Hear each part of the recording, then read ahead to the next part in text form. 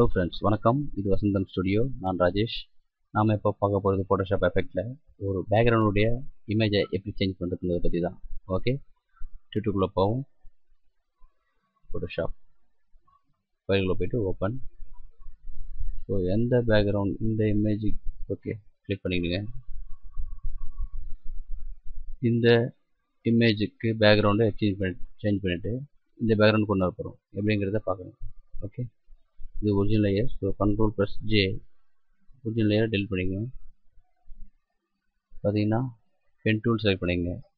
Tool பாக்ஸில் pen tool click பண்ண அப்புறம் பார்த்தீங்கன்னா இந்த இதுக்கு சப்போர்ட்டிங் டூல்ஸ் இருக்குது. ஸோ நீங்கள் கட் பண்ண ஸ்டார்ட் பண்ணலாம். பிக்சருக்கு உள்ள கட் பண்ணணும், பிக்சருக்கு வெளியே கட் பண்ணக்கூடாது. சரிங்களா? பிக்சருக்குள்ள ஏன் பென் டூல் சொல்கிறேன்னா ரொம்ப ஷார்ப் மட்டும் இல்லாமல் பர்ஃபெக்டான கிளியரிட்டி கிடைக்கும்.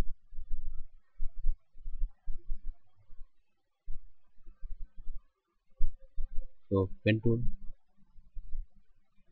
கிரேட்.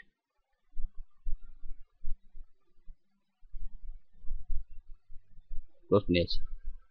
ஸோ நெக்ஸ்ட் என்ன பண்ணணும்னா மாஸ்க்ன்ற ஆப்ஷன் இருக்குது. செலெக்ஷன் மாஸ்க் ஷேப் இருக்குது இல்லையா, மாஸ்க் கிளிக் பண்ணுங்கள். பேக்ரவுண்ட் டெலிட் ஆகிடுச்சு. ஸோ இது பிக் டூல் அல்லது மூவ் டூல் சொல்லலாம். கிளிக் பண்ணிவிடுங்க. ஸோ இந்த கட் பண்ண பிக்சரை இந்த பேக்ரவுண்டுக்கு எப்படி கொண்டு போகுதுங்கிறத பற்றி தான் பார்க்க போகிறோம். ஒன்றும் இல்லை, இந்த மூவ் டூலை பிக்சர் கிளிக் பண்ணிவிட்டு ட்ராக் பண்ணிவிட்டு அந்த இங்கே போட்டால் வந்தாச்சு. ஓகேங்களா? ஸோ இதுதான் சிம்பிள் ட்ரிக்கு. சரிங்களா? இப்படி தான் வந்து பேக்ரவுண்டை மாற்றணும். ஓகே ஃப்ரெண்ட்ஸ், இந்த வீடியோ உங்களுக்கு பிடிச்சிருந்தால் லைக் பண்ணுங்கள், என்னுடைய சேனலில் சப்ஸ்கிரைப் பண்ணுங்கள்.